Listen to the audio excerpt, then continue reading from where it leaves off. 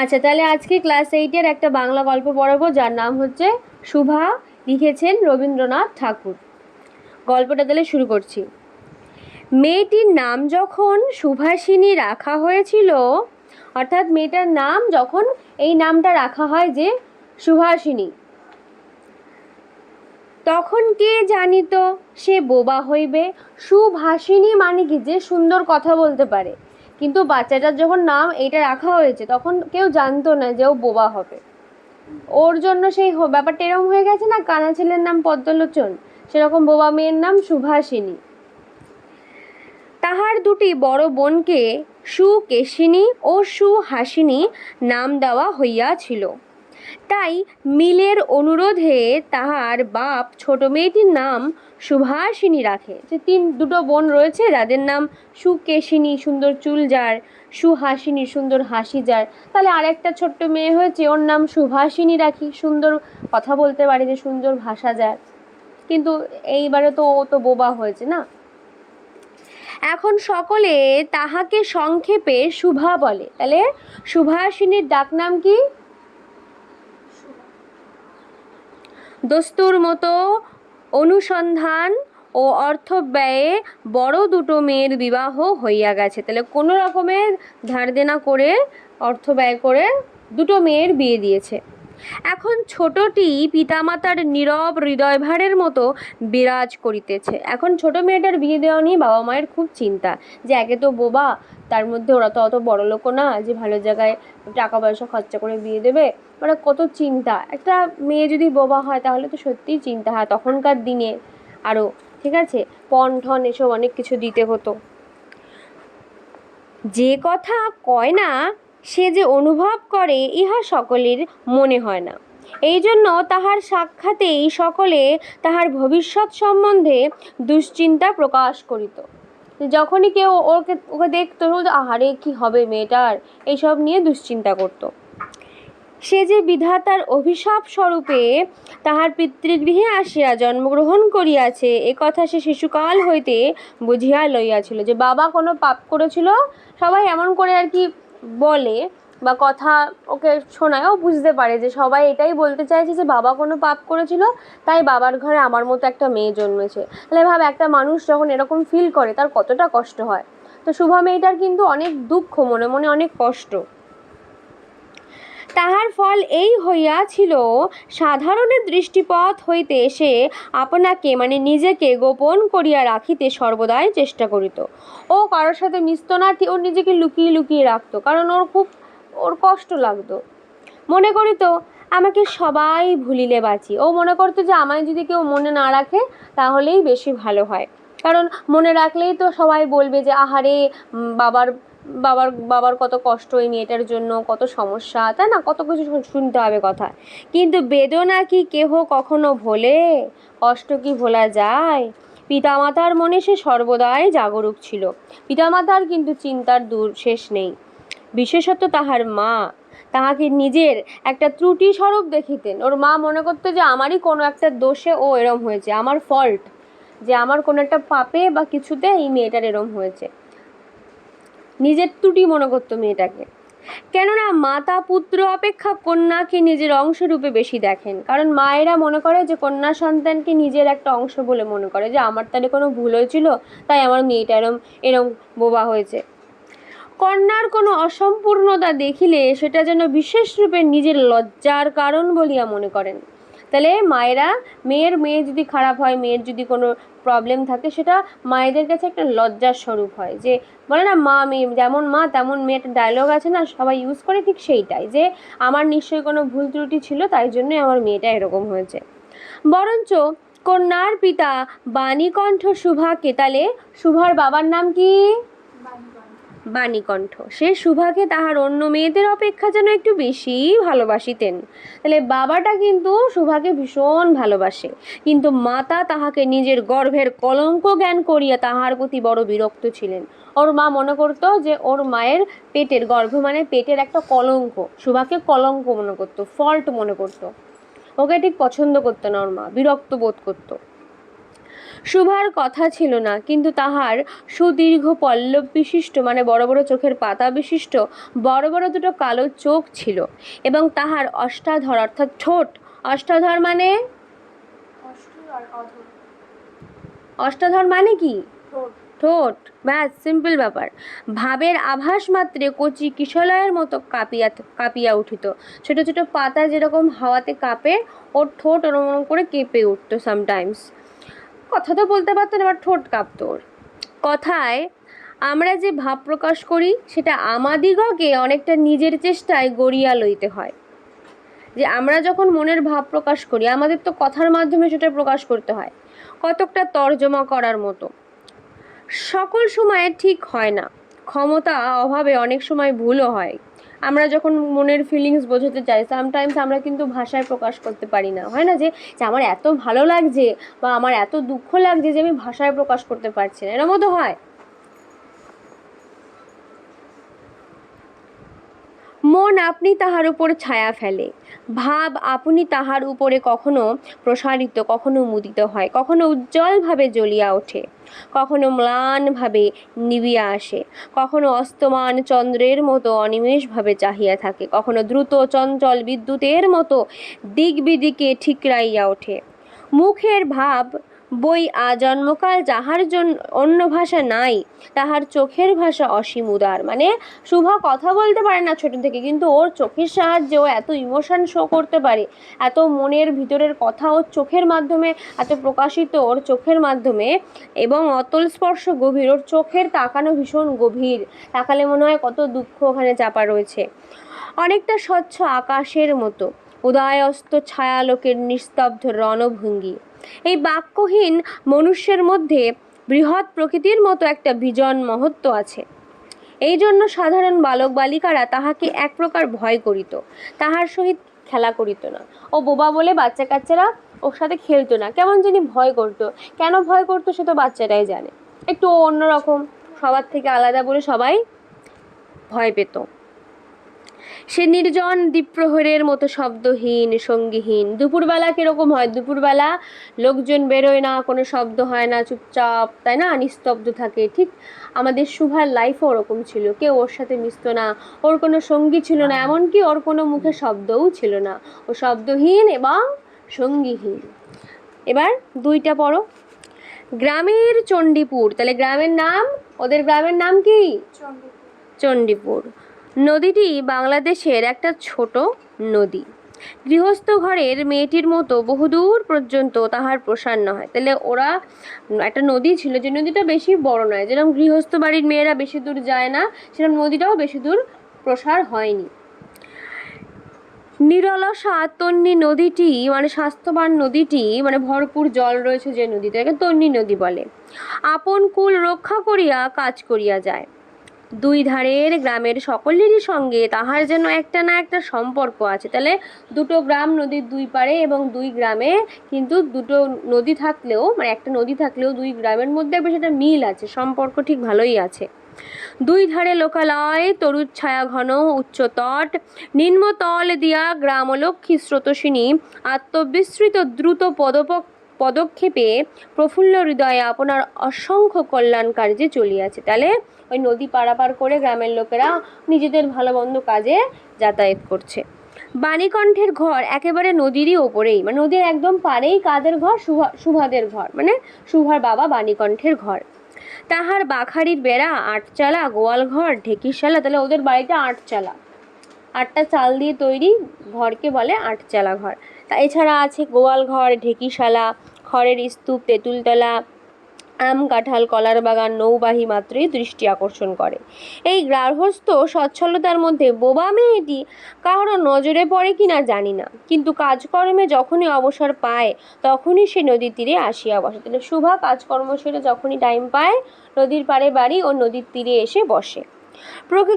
প্রকৃতি যেন তাহার ভাষার অভাব পূরণ করিয়া দেয়, যেন তাহার হইয়া কথা কয়, নদীর কলধ্বনি, লোকের কোলাহল, মাঝির গান, পাখির ডাক, তরুর মর্মর মানে ডালপালা যে মর্মর শব্দ করে সেই শব্দ, সমস্ত মিশিয়া চারিদিকের চলাফেরা আন্দোলন কম্পনের সহিত এক হইয়া সমুদ্রের তরঙ্গ রাশির ন্যায় বালিকার চির নিস্তব্ধ হৃদয় উপকূলের নিকটে আসিয়া ভাঙিয়া ভাঙিয়া পড়ে। ও হয়তো কথা বলতে পারে না কারোর সাথে, কিন্তু প্রকৃতি ওর সাথে ঠিক কথা বলে। যেরকম প্রকৃতির কথা বলা মানে কি কি, এই যে শব্দগুলোর নাম দিলাম সেই শব্দগুলোই ও শোনে এবং এইগুলোই ওর কাছে কথা বলা প্রকৃতির সাথে।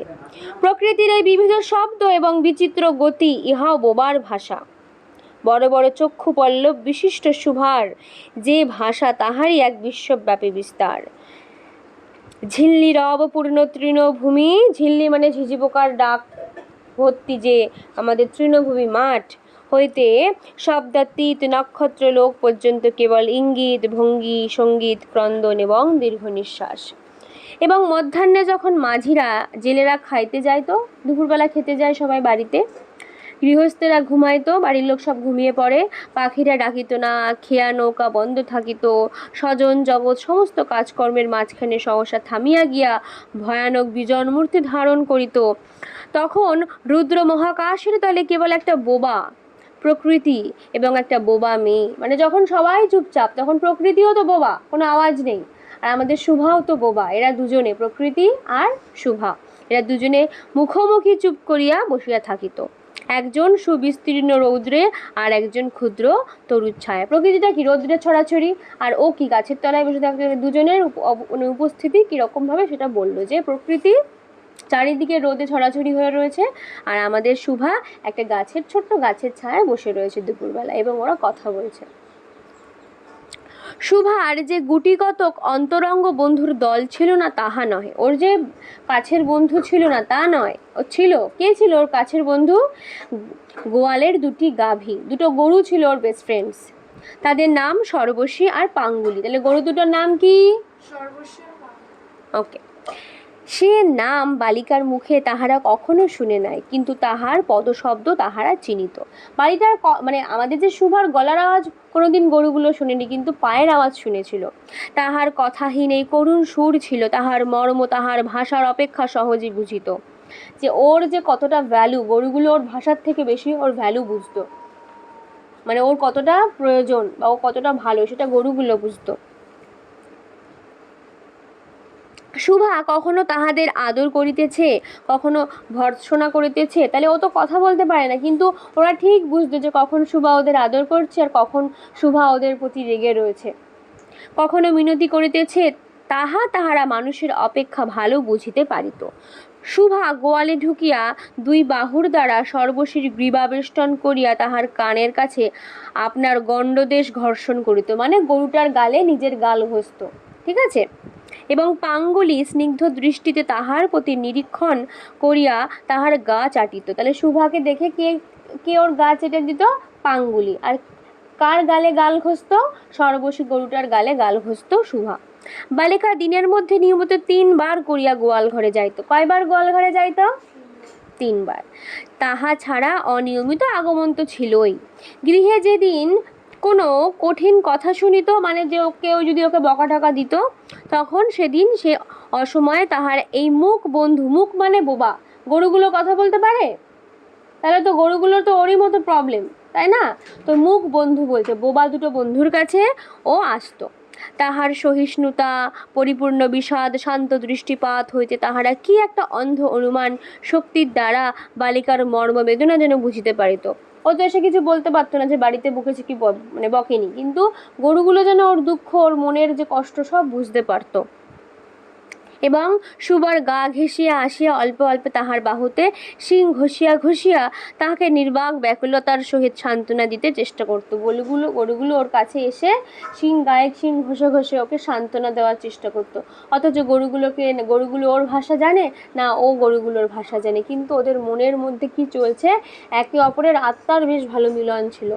মিলনের জন্যই তারা একে অপরের ফিলিংস বুঝতে, যে কে কখন হ্যাপি কে কখন স্যাড, তাই না? ইহারা ছাড়া আর কারা ছিল? কটা ছাগল ছিল, বিড়াল শাবকও ছিল। তাহলে ওর বন্ধুদের মধ্যে একটা ছাগল ছিল আর একটা বিড়ালের বাচ্চাও ছিল। কিন্তু তাহাদের সহিত সুভার এরূপ সমকক্ষ ভাবের মৈত্রী ছিল না, বাট গুরুগুলোর সঙ্গে ওর যে বন্ধুত্ব সেরকম ব্যাপারটা ছিল না অতটা। তথাপি তাহারা যথেষ্ট আনুগত্য প্রকাশ করিত। বিড়াল শিশুটি দিনে এবং রাতে যখন তখন সুভার গরম কোলটি নিঃসংকোচে অধিকার করিয়া সুখনিদ্রার আয়োজন করিত। শুভ বসে থাকলে ওর কোলে এসে আরামসে শুয়ে থাকতো। কে? বিড়ালের বাচ্চাটা। সুভা তাহার গ্রীবা এবং পৃষ্ঠে কোমল অঙ্গুলি বুলিয়া দিয়া যে তাহার নির্দাকর্ষণের বিশেষ সহায়তা হয় ইঙ্গিতে এরূপ অভিপ্রায় প্রকাশ করিত। তাহলে ওর কোমল যে আঙুল দিয়ে দিয়ে, ঠিক আছে, ওর পিঠে, ওর মাথায়, ওর গালে হাত বুলিয়ে বুলিয়ে দিত, যাতে ও তাড়াতাড়ি ঘুম পড়ে যায়।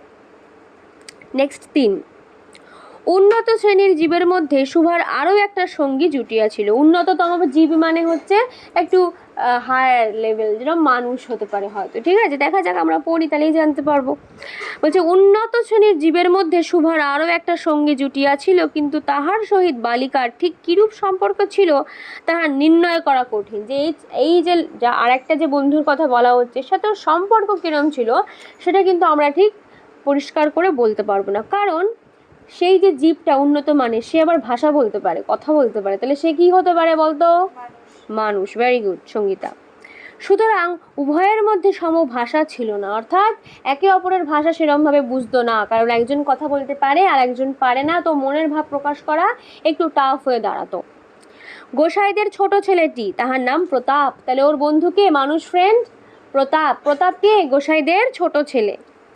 লোকটি নিতান্ত অকর্মণ্য, মানে এই যে প্রতাপ, ও কাজকর্ম করে না, অকম্মার ঢেকি বলে না, সে অকর্মণ্য। সে যে কাজকর্ম করিয়া সংসারের উন্নতি করিতে যত্ন করিবে, বহু চেষ্টার পর বাপ মা সে আশা ত্যাগ করিয়াছেন। যে ও যে কাজকর্ম করে সংসারের উন্নতি করবে, এই আশা ওর বাড়ির লোক ছেড়ে দিয়েছে। অকর্মণ্য লোকের একটা সুবিধা এই যে আত্মীয় লোকেরা তাহাদের উপর বিরক্ত হয় বটে, কিন্তু প্রায় তাহারা নিঃসম্পর্ক লোকেদের প্রিয় পাত্র হয়। যারা অকর্মণ্য হয় তারা বাড়ির লোকের কাছে খারাপ হয়, কিন্তু বাইরের লোকের কাছে আবার ভালো হয়। কেন? কারণ কোনো কার্যে আবদ্ধ না থাকাতে তাহারা সরাসরি সরকারি সম্পত্তি হইয়া দাঁড়ায়। যেহেতু ওদের বাড়িতে কোনো দায়িত্ব নেই, তাই ওরা একটা সরকারি সম্পত্তি হয়ে দাঁড়ায়। এবং শহরে যেমন 1-8টা গৃহ সম্পর্কহীন সরকারি বাগান থাকা আবশ্যক, তেমনি গ্রামে 2-4টে সরকারি লোক থাকা বিশেষ প্রয়োজন। কাজকর্মে, আমোদে, অবসরে যেখানে একটা লোক কম পড়ে, সেখানে তাহাদিগকে হাতের কাছে পাওয়া যায়। দেখবি সবাই যখন বাড়ির দায়িত্বে আবদ্ধ থাকে, তারা যখন তখন গ্রামের লোকেদের হেল্প করতে পারে না, কিন্তু যে কাজকর্ম করে না তাকে টুক করে ডাকলে সে চলে আসতে পারে, কারণ তার কোনো দায়িত্ব নেই। এই প্রতাপ আয় তো, প্রতাপের তো কাজকর্ম নেই, প্রতাপ চলে যায়। তো মানুষের কাছে তো সে ভালো, কিন্তু বাড়ির লোকের কাছে সে ভালো না, কারণ বাড়ির কোনো কাজ করে না, যেটাতে বাড়ির উন্নতি হবে সেটা কিছু করে না। তারপরে প্রতাপের প্রধান শখ ছিল ছিপ ফেলিয়া মাছ ধরা। তাহলে প্রতাপের প্রধান শখ কি? ছিপ ফেলে মাছ ধরা। ইহাতে অনেক সময় সহজে কাটানো যায়। অপরাহ্নে মানে বিকেলবেলা নদীর তীরে ইহাকে প্রায় এই কাজেই নিযুক্ত দেখা যাইত, এবং এই উপলক্ষে সুভার সহিত তাহার প্রায় সাক্ষাৎ হইত। যেহেতু বিকেলবেলা মাছ ধরতে আসতো, তাই বারবার সুভার সাথে প্রায় দেখা হতো। যে কোনো কাজেই নিযুক্ত থাক, একটা সঙ্গী পাইলে প্রতাপ থাকে ভালো। মাছ ধরার সময় বাক্যহীন সঙ্গী সর্বাপেক্ষা শ্রেষ্ঠ। মানে মাছ ধরার সময় একটু মনোযোগের প্রয়োজন হয়, খুব ধৈর্য লাগে, তো যে এমন একটা লোকের দরকার যে কোনো কথাই বলবে না, চুপচাপ থাকবে। তো Subha was the perfect match. Subha ছিল একদম পারফেক্ট সেটার জন্য, একদম পুরো ভালো। তো এই জন্যই প্রতাপ সুভার মর্যাদা বুঝিত, যে প্রতাপ বুঝতে যে সুভা এই যে কথা বলতে পারে না সেটা কতটা ভ্যালুয়েবল, ঠিক আছে, ও বুঝতে পারতো। এই জন্য সকলেই সুভাকে আর কি সুভা বলতো। প্রতাপ আরেকটু অতিরিক্ত আদর সংযোগ করে সুভাকে সু বলিয়া ডাকিত। তাহলে প্রতাপ ওকে বেশি ভালোবাসতো বলে প্রতাপ ওকে কি বলে ডাকতো? সু। সুভা তেঁতুল তলায় বসিয়া থাকিত, আর প্রতাপ অনতি দূরে মানে একটু দূরেই মাটিতে ছিপ ফেলিয়া জলের দিকে চাহিয়া থাকিত। প্রতাপের একটা করিয়া পান বরাদ্দ ছিল, সুভা তাহার নিজে সাজিয়া আনিত। তাহলে সুভা আমাদের প্রতাপের জন্য পান সাজিয়ে আনতো, কারণ প্রতাপ পান খেতে ভালোবাসতো, বা পান খেত, মানে এটা পুরো বাধ্যকতা ছিল। এবং বোধ করি অনেকক্ষণ বসিয়া বসিয়া চাহিয়া ইচ্ছা করিত প্রতাপের কোনো একটা বিশেষ সাহায্য করিতে। মানে অনেকক্ষণ ধর বসে আছে, মাছ ছিপ ফেলে বসে আছে, একা একা অনেকক্ষণ বোর হতো, ও মনে করতো কি যে কিছু তো একটা করা দরকার আমার। কে মনে করতো? শুভা। তাই জন্য কি করতো, কোনো মতে জানায় দিত যে এই পৃথিবীতে সেও একজন কম প্রয়োজনীয় লোক নহে, কিন্তু কিছুই করিবার ছিল না। তখন সে মনে মনে বিধাতার কাছে অলৌকিক ক্ষমতা প্রার্থনা করিত। মন্ত্র বলে সহসা এমন একটা আশ্চর্য ঘটনা ঘটাইতে ইচ্ছা করিত, যাহা দেখিয়া প্রতাপ আশ্চর্য হইয়া যাইত। বলিত, তাই তো, আমাদের শুভের যে এত ক্ষমতা, তাহা তো জানিতাম না। তাহলে ও চায় যে প্রতাপ ওকে একটু ভালো কথা বলুক, ওর করার মতো কিছুই থাকতো না, কিন্তু ও চাইতো যে আমি একটা এমন কিছু করব যে প্রতাপ খুব খুশি হবে। ও বলবে, বাবা তুই এত কিছু পারিস, তোর এত ক্ষমতা। পরের পৃষ্ঠায় চলে আসো। মনে করো শুভা যদি জলকুমারী হইতো, অর্থাৎ মারমেড হতো, তাহলে কি হতো? তাহলে প্রতাপ বলতো, ওয়াও তুই জলপরি। আস্তে আস্তে জল হইতে উঠিয়া একটা সাপের মাথার মণি ঘাটে রাখিয়া যাইত। যদিও মারমেড হতো, যদি জলপরি হতো বা জলকুমারী হতো, ও কি করতো? জলের তলা থেকে সাপের মণি প্রতাপের জন্য তুলে রেখে যেত। প্রতাপ তাহার তুচ্ছ মাছ ধরা রাখিয়া সেই মানিক লইয়া জলে ডুব মারিত এবং পাতালে গিয়া দেখিত রূপার অট্টালিকায়, মানে সিলভার, রূপো দিয়ে তৈরি অট্টালিকায় সোনার পালঙ্কে কে বসে। এগুলো শুভার সব ইমাজিনেশন, ঠিক আছে? যে ও ইমাজিন করছে যে যদি আমি জলকুমারী হতাম, আমি জলের তলায় একটা রূপোর রাজ্যে থাকতাম, আর আমার খাটটা পালঙ্কটা কিসের হতো? সোনার পালঙ্ক। একদিন আমি একটা এরকম সাপের মণি রেখে যেতাম পুকুর নদীর পাড়ে। প্রতাপ ওটা পেত, পেয়েই নদীতে ঝাঁপ দিত, ঝাঁপ দিয়ে জলের তলায় গিয়ে দেখতো যে রূপোর একটা অট্টালিকা। আরও বলতো, ওমা সোনার পালঙ্কে কে বসে আছে? আমাদের বাণীকণ্ঠের ঘরের এই বোবা মেয়ে সু আমাদের সেই সু, মণিদীপ্ত গভীর নিস্তব্ধ পাতালপুরীর একমাত্র রাজকন্যা। তা কি হইতে পারিত না? তাহা কি এতই অসম্ভব? শুভার মনে হয় যে এটা কি হতো না কোনোদিন পসিবল? এটা কি এতই অসম্ভব? আসলে কিছুই অসম্ভব নয়, কিন্তু তবুও সু প্রজাশূন্য পাতালের রাজবংশে না জন্মিয়া বাণীকণ্ঠের ঘরে আসিয়া জন্মাইয়াছে, এবং গোসাইদের ছেলে প্রতাপকে কিছুতেই আশ্চর্য করিতে পারিতেছে না। শুভা অনেক চেষ্টা করে, অনেক কল্পনা করে যে কিভাবে প্রতাপকেও আশ্চর্য করে দেবে, প্রতাপ খুশি হয়ে যাবে, কিন্তু শুভার সেই ক্ষমতা নেই, কারণ শুভা কোনো পাতালপুরীর রাজকুমারী নয়। শুভা বাণীকণ্ঠের ছোট মেয়ে, একটা গ্রামের মেয়ে, এবং ও বোবা। তারপরে 4, শুভার বয়স কমে পারিয়া উঠিতেছে। ক্রমে সে যেন আপনাকে আপনি, মানে নিজেকে নিজে অনুভব করিতে পারিতেছে, নিজেকে নিজে আরও চিনছে, যত বড় হচ্ছে। যেন কোনো একটা পূর্ণিমা তিথিতে কোনো একটা সমুদ্র হইতে একটা জোয়ারের স্রোত আসিয়া তাহার অন্তর আত্মাকে এক নতুন অনির্বচনীয় চেতনা শক্তিতে পরিপূর্ণ করিয়া তুলিতেছে। সে আপনাকে আপনি দেখিতেছে, ভাবিতেছে, প্রশ্ন করিতেছে, বুঝিতে পারিতেছে না, মানে নিজেকেই নিজে ভাবছে, নিজেকে নিয়ে সে প্রশ্ন করছে, এবং সে বুঝতে পারছে না, নিজেকে চিনতে পারছে না ঠিক। গভীর পূর্ণিমা রাত্রে সে একদিন ধীরে শয়নগৃহের দ্বার খুলিয়া, মানে বেডরুমের দরজা খুলে ভয়ে ভয়ে মুখ বাড়াইয়া বাহিরের দিকে চাহিয়া দেখে। পূর্ণিমার প্রকৃতি শুভার মতো একাকিনী, মানে রাত্রেবেলার যে চাঁদ, সেও শুভার মতো একা।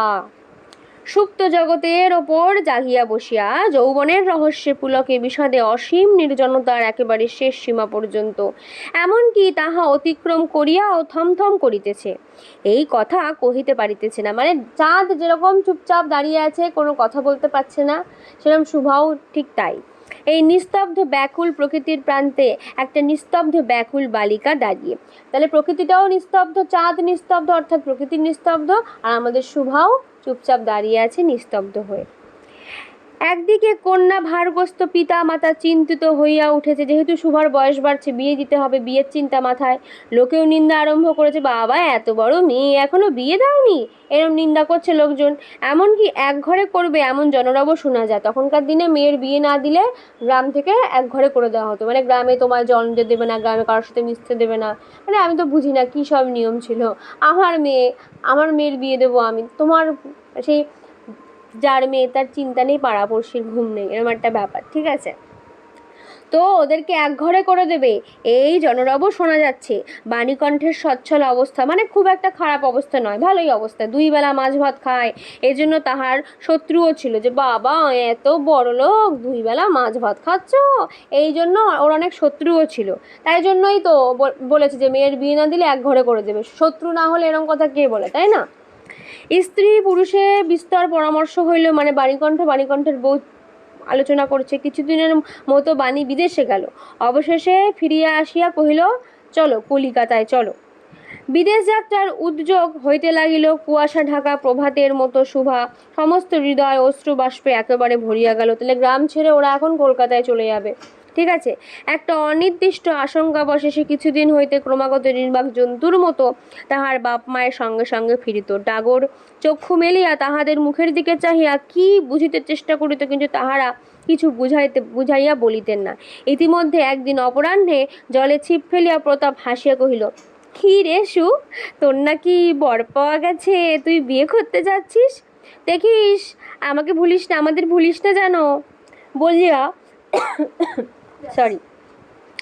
বলিয়া আবার মাছের দিকে মনোযোগ করিল। তাহলে ওকে বলল, কিরে তুই নাকি বিয়ে করছিস, এটা বলে আবারও মাছে মনোযোগ দিয়েছে। মর্ম বিদ্ধ হরিণী ব্যাধের দিকে যেমন করিয়া তাকায়, ঠিক আছে, তীর বেঁধে গেলে যেভাবে হরিণ রেগে ব্যাধের দিকে তাকায়, ঠিক সেরকম করে নীরবে বলতে থাকে। নীরবে মানে ও তো আর মুখে বলতে পারছি না, ও মনে মনে বলছে যে আমি তোমার কাছে কি দোষ করেছিলাম। শুভা তেমনি করিয়া প্রতাপের দিকে এরকম করে তাকায়। আজব তো, আমি চলে যাচ্ছি, কোনো দুঃখ ফুক্ষ নেই নাকি? সেদিন গাছের তলায় আর বসিল না। বাণীকণ্ঠ নিদ্রা হইতে উঠিয়া শয়নগৃহে তামাক খাইতেছিলেন। শুভা তাহার পায়ের কাছে বসিয়া তাহার মুখের দিকে চাহিয়া কাঁদিতে লাগিল। অবশেষে তাহাকে সান্ত্বনা দিতে গিয়ে বাণীকণ্ঠের শুষ্ক কপলে মানে গালে, ঠিক আছে, অশ্রু গড়াইয়া পড়িল। ওর বাবাও কেঁদে ফেলেছে মেয়ের কান্নাকাটি দেখে। কাল কলিকাতায় যাইবার দিন স্থির হইয়াছে। শুভা গোয়াল ঘরে তাহাদের বাল্যসঙ্গীদের কাছে বিদায় লইতে গেল। বলতো কে কে? সর্বশী আর পাঙ্গুলি। তাহাদিগকে স্বহস্তে খাওয়াইল, ঠিক আছে, খাওয়াইয়া গলা ধরিয়া একবার দুই চোখে যত পারে কথা ভরিয়া তাহাদের মুখের দিকে চাহিল। দুই নেত্রপল্লব হইতে টপ টপ করিয়া অশ্রুর জল পড়িতে লাগিল। চোখের জল পড়ছে দুঃখে কষ্টে। সবাইকে ছেড়ে চলে যাবে গ্রামে, সবাইকে তো অ্যাটলিস্ট যে কয়জন ছিল ভালো তো বাঁচত, যেরকম গরু দুটো, ছাগল, বিড়াল, প্রতাপ, ঠিক আছে। প্রতাপের তো যেন কোনো সেই টানই নেই, মায়াই নেই, কথাবার্তার মধ্যে এরকম একটা ফিল হচ্ছে, ঠিক আছে। সেদিন শুক্লা দ্বাদশীর রাত্রি শুভা শয়নগৃহ হইতে বাহির হইয়া তাহার সেই চিরপরিচিত নদীর তটে শস্পসজ্জার লুটাইয়া পড়িল, এবং সেই যেন ধরণীকে এই প্রকাণ্ড মুখ মানব মাতাকে দুই বাহুতে ধরিয়া বলিতে চাহে, তুমি আমাকে চাইতে দিও না মা, আমার মতো দুটো বাহু বাড়াইয়া তুমিও আমাকে ধরিয়া রাখো। কলিকাতার এক বাসায় শুভার মা একদিন শুভাকে খুব করিয়া সাজাইয়া দিলেন। তাহলে কলকাতার বাড়িতে ওরা চলে গেছে, একদিন ওকে সুন্দর করে সাজিয়ে দিয়েছে। কাকে? শুভার মা শুভাকে। আটিয়া চুল বাঁধিয়া খোপার জরির ফিতে দিয়া অলঙ্কারের আচ্ছন্ন করিয়া তাহার স্বাভাবিক শ্রী যথাশব্দ বিলুপ্ত করিয়া দিলেন। মানে এমন মেকআপ করলেন যে ওটা এখন আর চেনাই যাচ্ছে না, পুরো আলাদাই হয়ে গেছে গয়নাগাটি পরে, ঠিক আছে। শুভার দুই চক্ষু দিয়া অশ্রু পড়িতেছে, পাছে চোখ ফুলিয়া খারাপ দেখিতে হয়, এজন্য তাহার মা তাকে বিস্তর ভর্ৎসনা করলেন যে বেশি বেশি ঢং, অত কান্না কি আছে, এরকম করে ওকে ভর্ৎসনা করলো, তিরস্কার করলো, ঠিক আছে। কিন্তু অশ্রুর জল ভর্ৎসনা মানিল না। এত বাজে কথা শোনার পরেও কিন্তু চোখের জল থামলো না। বন্ধুর সঙ্গে বর স্বয়ং কনে দেখতে আসলেন। তাহলে ওকে দেখতে এসছে সম্বন্ধ, এবং ছেলে স্বয়ং যে ছেলে যার সাথে বিয়ে হবে সে তার বন্ধুকে নিয়ে এসছে। কন্যার বাপ মা চিন্তিত, শঙ্কিত, শশব্যস্ত হইয়া উঠিলেন, যেন দেবতা স্বয়ং নিজের বলির পশু বাছিয়া লইতে আসিয়াছেন। মানে যে দেবতা, মানে বরকে দেবতা বলছে, আর এখানে শুভাকে বলির ওই পশু বলছে, যে যেন নিজেই যে বিয়ে করবে সেই চলে এসছে বলির পশু বেছে নিতে। মা নেপথ্য হইতে বিস্তর তর্জন গর্জন শাসন করিয়া বালিকার অশ্রুস্রোত দ্বিগুণ বাড়াইয়া পরীক্ষকের সম্মুখে পাঠাইলেন। মানে এক তো কাজ ছিল, ধীরে ধীরে আরও উল্টো পাল্টা বলে আরও কাঁদিয়ে দিয়ে এবার পাঠিয়ে দিল ছেলের সামনে। পরীক্ষক অনেকক্ষণ নিরীক্ষণ করিয়া বললেন, অর্থাৎ ওর বর যে যার সাথে বিয়ে হবে সে ভালো করে শুভাকে দেখে বলছে, মন্দ নহে, খুব একটা খারাপ নয়। বিশেষত বালিকার ক্রন্দন দেখিয়া বুঝিলেন, মেয়েটা কার্যে দেখে বরটা বুঝল যে ইহার হৃদয় আছে, মেয়েটার মনটা খুব ভালো। এবং হিসাব করিয়া দেখিলেন যে হৃদয়ে আজ বাবা মায়ের বিচ্ছেদ সম্ভাবনায় ব্যথিত হইয়া উঠিয়াছে, যে আহা মেয়েটা বাবা মার জন্য যখন এত কাঁদছে, সেই হৃদয় আজ বাদে কাল আমারই ব্যবহারে লাগাতে পারবে, আজ বাদে কাল আমার জন্যও কাঁদবে। এই ভেবে লোকটা ভালো লাগলো। শুক্তির মুক্তার ন্যায় বালিকার অশ্রুর জল কেবল বালিকার মূল্য বাড়াইয়া দিল, ঠিক আছে? তাহলে মেয়েটা কাঁদার ফলে মেয়েটার দাম আরও বেড়ে গেল, যে ইমোশনাল মেয়ে, কাঁদে, মন আছে পাথর নয়। তাহার হইয়া আর কোনো কথা বলিল না, ওর সাথে আর কোনো কথা বললো না শুভার সাথে, ঠিক আছে? বরটা পঞ্জিকা মিলাইয়া একটা শুভ লক্ষণে বিয়েও হয়ে গেল। বোবা মেয়েকে পরের হস্তে সমর্পণ করিয়া বাপ মা দেশে চলে গেল গ্রামে, তাহাদের জাতি এবং পরকাল রক্ষা হইল। বর পশ্চিমে কাজ করে, মানে ওই আমেরিকা ইউরোপ ওই সাইডে কাজ করে। বিবাহের অনতিবিলম্বে স্ত্রীকে পশ্চিমে লইয়া গেল, মানে ওকেও বিদেশে নিয়ে চলে গেল শুভাকে। সপ্তাহখানেকের মধ্যে সকলেই বুঝিল নববধূ বোবা, নতুন বউ কথা বলতে পারে না। তা কেহ বুঝিল না, সেটা তাহার দোষ নয়। অর্থাৎ এই যে ও যে বোবা, এটা তো ওর দোষ নয় না, এটা কিন্তু কেউ বুঝলো না। সে কাহাকেও প্রতারণা করে নাই, ও তো কাউকে বলেনি যে আমি বোবা, আমার এই প্রবলেম আছে। ও কেন বলবো? ও তো বোবা, ও তো কাউকে ধোকা দেয়নি। তাহার দুটি চক্ষু সকল কথাই বলিয়াছিল, তার যে চোখ দুটো সবাইকে বলেছিল আসল কথাটা, কিন্তু কেহ তাহা বুঝিতে পারে নাই। কারণ ওই যে বোবার কথা কেউ কি বুঝতে পারে? সে তো চোখ দেখলে মানুষের ভাষা বোঝা যায়, কিন্তু সেই ক্ষমতা কতজনের হয়? ওকে যে চিনবে, শুভাকে যারা চিনতো, পাঙ্গুলি, সর্বশী, ওরাই তো ওর চোখের কথা বুঝতো না। মানুষরা তো আর বোঝে না যারা ভাষা জানে তারা। সে চারিদিকে যায়, ভাষা পায় না। যাহারা বোবার ভাষা বুঝিত, সেই আজন্ম পরিচিত মুখগুলো দেখিতে পায় না। অর্থাৎ ওর যে বন্ধু, অর্থাৎ গরু, ছাগল, বিড়াল, বাড়ির লোক যারা ওকে অন্তত বুঝতো, তাদের মুখও দেখতে পায় না। তা ও তো এখন শ্বশুর বাড়ি, অচেনা লোকজন সবাই, আর সবাই ওকে এখন দোষী বলে মনে করে যে তুমি বোবা কেন। বালিকার চিরনীরব হৃদয়ের মধ্যে একটা অসীম অব্যক্ত ক্রন্দন বাজিতে লাগিল। ওর যে মনের মধ্যে অসীম, মানে ওর যে কান্না, তার শেষ নেই। কি কষ্ট ওর! ও তো কত কষ্ট হলে তো কাউকে বলতেও পারবে না যে ওর কতটা কষ্ট। মানে তাহলে ভাবো যে ওর কতটা কষ্ট, মানে কষ্ট আরো বেড়ে গেছে বেশি, কারণ ও বলতে পারছে না কাউকে মনের কথা। অন্তর্যামী ছাড়া, অর্থাৎ ভগবান ছাড়া আর কেহ তাহার শুনিতে পাইল না। তাহলে ওর যে কতটা কষ্ট জীবনে, এটা কেউ কিন্তু শুনতে পেল না। এবার তাহার স্বামী চক্ষু এবং কর্ণেন্দ্রিয় দ্বারা পরীক্ষা করিয়া এক ভাষা বিশিষ্ট কন্যা বিবাহ করিয়া আনিল। অর্থাৎ ওর যে বর স্বামী, সে বেশ চোখ কান সমস্ত কিছু দিয়ে পরীক্ষা করে ভাষা, অর্থাৎ কথা বলতে পারে এমন আর একটা নতুন মেয়ে বিয়ে করে আনলো। তাহলে ওর যে বর, সে কিন্তু ও থাকতেও আর একটা বিয়ে করে আনলো। তাহলে ভাবো, একটা ছোট্ট মেয়ে যার বিয়ে হয়ে যাচ্ছে, যে কথা বলতে পারে না, তার সাথে এত অত্যাচার হচ্ছে, মানসিক অত্যাচার, সে তবুও কিন্তু কাউকে যে বলবে সেটা বলারও তার মানে ক্ষমতা নেই। মানে তার কতটা কষ্ট, এটা একটা সত্যি কষ্টের কাহিনী। মেয়েটার জীবনটা কতটা ট্র্যাজেডির মধ্যে দিয়ে গেল, এটা একটা ট্র্যাজেডি বলা যেতে পারে। ট্র্যাজেডি মানে হচ্ছে যে গল্প হ্যাপি এন্ডিং হয় না। এখানে কি আমাদের যে নায়িকা শুভা, তার কি হ্যাপি এন্ডিং হলো? প্রত্যেকটা রাজকুমারীর মতো তার কি সেই সুন্দর এন্ডিং হলো গল্পে? হলো না। আমরা জানি না যে এরপরে কি হয়েছে। এটা একটা ওপেন এন্ডিং গল্প, মানে তারপরে কি হলো এই প্রশ্নটা আমাদের মনে থেকেই যায়। কিন্তু যেটুকু গল্পে আমরা দেখতে পেলাম, এটুকুতে বুঝতেই পারলাম যে মেয়েটার জীবন কিন্তু একেবারে খুবই খারাপ অবস্থায় আর কি চলে এসেছে।